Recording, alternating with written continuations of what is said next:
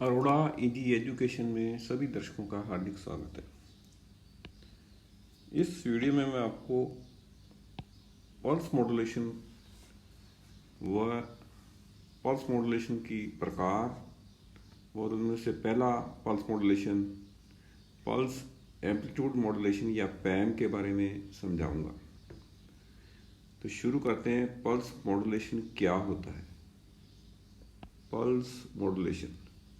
Pulse modulation को analogue सूचना जैसे लगातार स्पीच या डेटा ट्रांसमिट या प्रेषित करने के लिए काम में लिया जा सकता है। यानी पल्स मॉड्यूलेशन क्या करते हैं, या तो एनालॉग स्पीच हो या कोई डेटा हो, उसको हम ट्रांसमिट करने के लिए काम में लेते हैं। लेकिन सिग्नल कैसा होना चाहिए?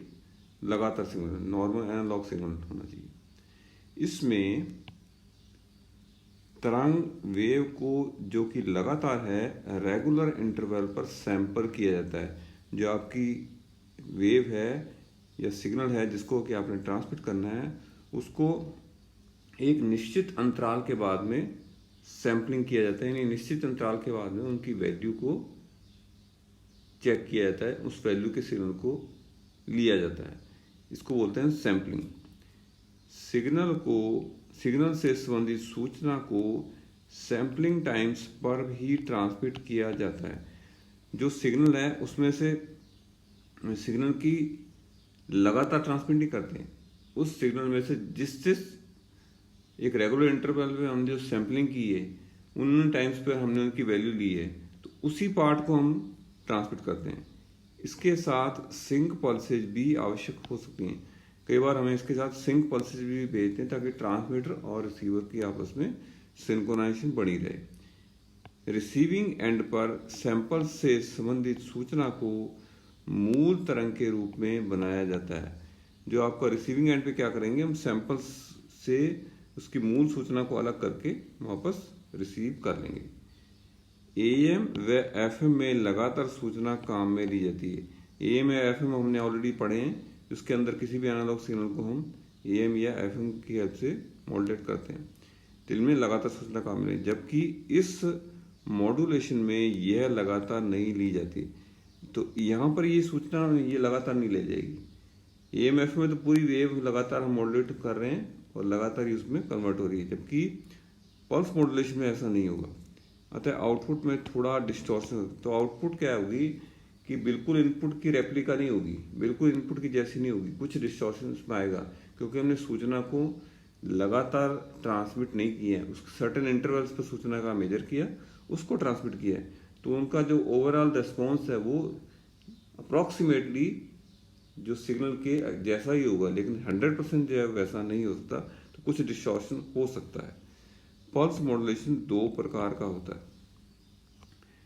पहला होता है एनालॉग, दूसरा होता है डिजिटल। एनालॉग में आयाम लगातार परिवर्तनशील है, जबकि डिजिटल में आयाम या एम्पलीट्यूड पूर्ण निश्चित स्तर पर ही लिया जाता है। तो एनालॉग में तो क्या कर रहे हैं कि जो एम्पलीट्यूड है वो लगातार वेरिएबल हम काम में ले रहे हैं, जबकि डिजिटल में एक सर्टेन टाइम्स के ऊपर उनकी एम्पलीट्यूड को लेकर के उसको यूज कर रहे हैं। तो दोनों तरीके के में एनालॉग और डिजिटल में कैसे काम करते हैं ये मैंने बताया आपको। एनालॉग मॉड्यूलेशन का उदाहरण क्या है? पल्स एम्पलीट्यूड व पल्स टाइम मॉड्यूलेशन। अब एनालॉग मॉड्यूलेशन के दो मेन टाइप्स उदाहरण हैं। तो इसको एक को तो बोलते हैं पल्स एम्पलीट्यूड मॉड्यूलेशन और दूसरे को बोलते हैं pulse time modulation.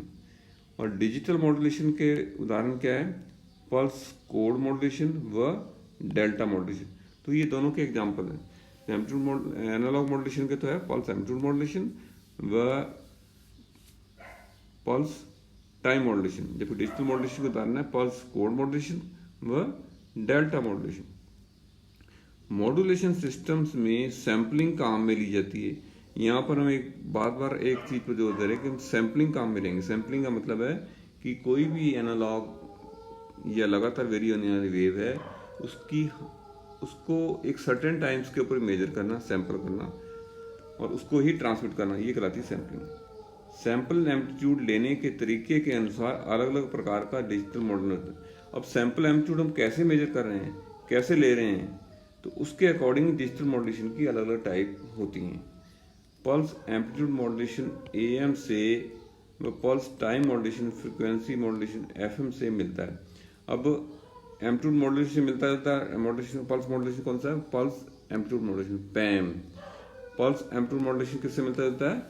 Amplitude modulation से, जो एनालॉग में होता है। जबकि पल्स टाइम मॉड्यूलेशन जो है वो एनालॉग के फ्रिक्वेंसी मॉड्यूलेशन से या FM से मिलता जुलता है। डिजिटल मॉड्यूलेशन एक नया कॉन्सेप्ट है जो पूर्व में पढ़े गए मॉड्यूलेशन से बिल्कुल अलग है, भिन्न है। जबकि डिजिटल मॉड्यूलेशन बिल्कुल नई चीज़ है, नया कॉन्सेप्ट है। इसमें जो है वो पुराने जो मॉड्यूलेशन हमने पढ़े हैं एनालॉग मॉड्यूलेशन AM या FM, उससे इसका कोई संबंध नहीं है, बिल्कुल अलग है। अब हम डिटेल में डिस्कस करते हैं पल्स एम्पलीट्यूड मॉड्यूलेशन की। पल्स एम्पलीट्यूड मॉड्यूलेशन या पैम, यह पल्स मॉड्यूलेशन की सबसे सरल प्रकार, सबसे इजी फॉर्म जो है कौन सी है?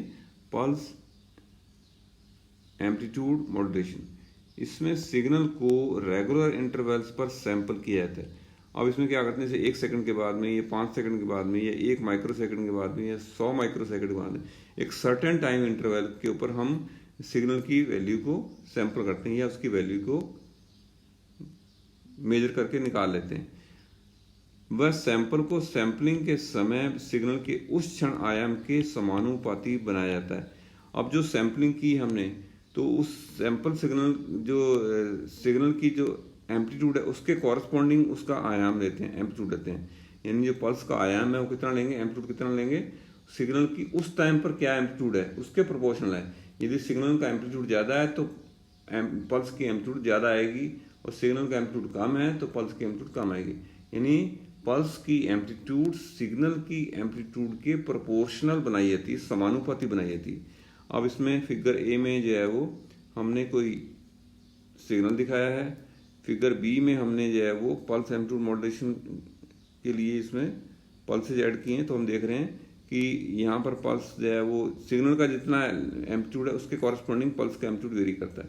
तो पल्स का एम्पलीट्यूड हाईएस्ट, सिग्नल का एम्पलीट्यूड हाईएस्ट, तो पल्स का एम्पलीट्यूड हाईएस्ट।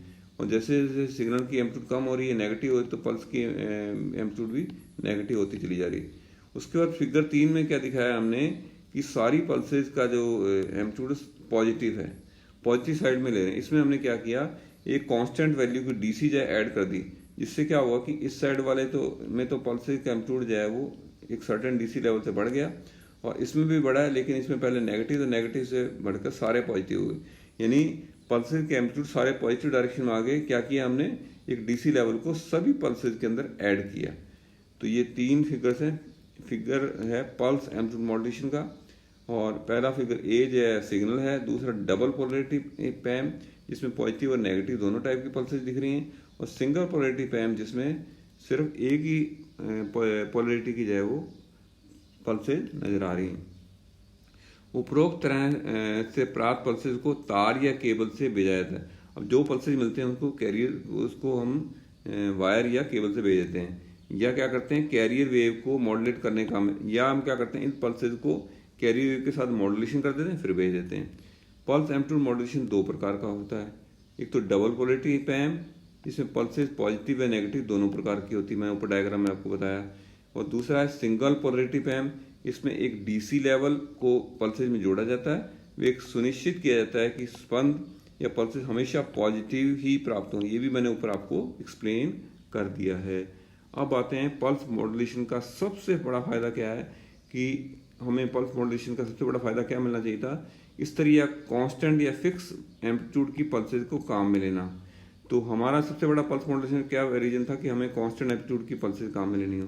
परंतु पैम के अंदर ऐसा नहीं है, पैम में ऐसा नहीं, जिस कारण से इसे बहुत कम काम मिले। तो पैम के अंदर क्या है कि पल्सेस की एम्पलीट्यूड लगातार जो है सिग्नल के एम्पलीट्यूड के अकॉर्डिंग बदल रही है। तो पल्स मॉड्यूलेशन का जो मैक्सिमम मेजर बेनिफिट जो होना चाहिए था कि पल्सेस की एम्पलीट्यूड कांस्टेंट रहती है, वो इसमें मिल नहीं रहा है। इस कारण क्या है कि पैम को बहुत कम यूज करते हैं, रेयर यूज करते हैं।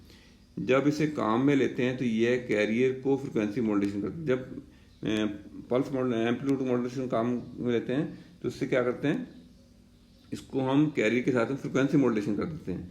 तो पैम को उत्पन्न करना व डिमोडुलेट करना बहुत ही ईजी है। पैम का प्रोडक्शन और डिमोडुलेशन बहुत ईजी है।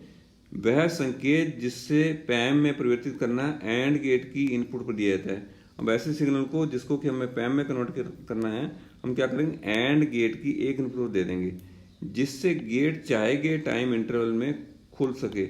अब ये पूरा टाइम तक जब जिस हिसाब से आपका सिग्नल बदल रहा है उसी हिसाब से गेट की ओपनिंग होगी। तो गेट की आउटपुट पर सैम्पलिंग रेट पर पल्सेज प्राप्त होती हैं। तो सैम्पलिंग पल्सेज क्या मिलेंगे आपको गेट की आउटपुट पर। तो पल्सेज जिस टाइम पल्स आएगी उस टाइम सिग्नल का जो लेवल है वो आउटपुट मिलता जाएगा आपको। इन पल्सेज का आयाम सिग्नल के उस क्षण आयाम के बराबर, जो पल्सेज होंगी उस टाइम जो सिग्नल की एम्पलीट्यूड है उसके कॉरस्पॉन्डिंग इसका पल्सेज आपको मिल जाएंगी। इसके बाद पल्सेज को शेपिंग सर्किट द्वारा फ्लैट टॉप का बनाया जाता है। अब जो पल्सेज मिलती हैं वो सिग्नल की शेप के अकॉर्डिंग, सिग्नल बढ़ रहा है तो एक ऊपर से जो है टॉप जो है फ्लैट ना होके एक झुका हुआ या जो टेढ़ी शेप आएगी, ठीक है। तो उसको हम शेपिंग सर्किट की हेल्प से बिल्कुल फ्लैट टॉप में कन्वर्ट कर देते हैं। इसके बाद फ्रिक्वेंसी मॉड्यूलेशन करते हैं और जब ये मिल जाएंगे आपको पल्स एम्पलीट्यूड वेव, उसको हम फ्रिक्वेंसी मॉड्यूलेशन कर देंगे जिससे सिस्टम जो है वो पैम एफएम बन जाएगा। पैम एफएम में कन्वर्ट हो जाएगा कब, जब आप उसको पैम को एफएम करेंगे या फ्रिक्वेंसी मॉड्यूलेट करेंगे। रिसीवर में इन पल्सेज को एफएम डीमॉड्यूलेशन द्वारा पुनः प्राप्त कर लिया जाता है। और रिसीवर में क्या करेंगे, सबसे पहले क्या करेंगे, एफएम डीमॉड्यूलेट करेंगे तो हमें पैम मिल जाएगा। और पैम से फिर आप डायोड डिटेक्टर की हेल्प से आप क्या करेंगे, गुजार कर निम्न आवृत्ति के फिल्टर में से गुजारा जाता है। पहला काम तो करेंगे उसको डायोड डिटेक्टर में से पास करें जिससे आपको मॉड्यूलेशन हट जाए। उसके बाद उसको लो फ्रिक्वेंसी के फिल्टर में से निकालें क्योंकि सिग्नल हमेशा लो फ्रिक्वेंसी का होता है। और यदि फिल्टर की कट ऑफ फ्रिक्वेंसी इतनी रखी जाए कि सिग्नल की उच्चतम आवृत्ति प्राप्त हो जाए। अब सिग्नल की कट ऑफ फ्रिक्वेंसी इस टाइप से डिसाइड करते हैं कि जो सिग्नल का हाईएस्ट फ्रिक्वेंसी लेवल है वो उसमें से पास हो जाए ताकि सिग्नल आपका ओरिजिनल फॉर्म में पूरा सिग्नल जो है करेक्टली ही आपके पास आउटपुट पर मिले। वह सैम्पलिंग फ्रिक्वेंसी हट जाए और सैम्पलिंग फ्रिक्वेंसी को हटा लिया जाता है डिमोड्यूलेशन में। इस प्रक्रिया से हमें मूल सिग्नल प्राप्त हो जाता है। तो इस टाइप से हम मूल सिग्नल जो है वो डिमोड्यूलेशन या डिटेक्शन और जो आपका एक फिल्टर है कट ऑफ फ्रिक्वेंसी पास करने का, कट ऑफ फ्रिक्वेंसी इस टाइप डिसाइड करते हैं कि आपको ओरिजिनल सिग्नल मिल जाए, हम मूल सिग्नल को प्राप्त कर लेते हैं। तो इस वीडियो में मैंने आपको पल्स मॉड्यूलेशन की जनरल डेफिनेशन क्या है, पल्स मॉड्यूलेशन के प्रकार क्या हैं और उसमें एनालॉग और डिजिटल में से दो प्रकार थे। तो उसमें से पहला प्रकार जो है वो एनालॉग के अंदर जो है वो पल्स एम्पलीट्यूड मॉड्यूलेशन को समझाने का प्रयास किया। मुझे उम्मीद है कि वीडियो आपको पसंद आएगा और यदि आपको पसंद है इसको लाइक और शेयर करें। इस चैनल को पहली बार देखने वाले इस चैनल को सब्सक्राइब करें। इस वीडियो के बारे में कोई कमेंट क्वेरी या कोई भी फीडबैक हो तो जरूर दें। इस वीडियो को देखने के लिए आपका बहुत बहुत धन्यवाद।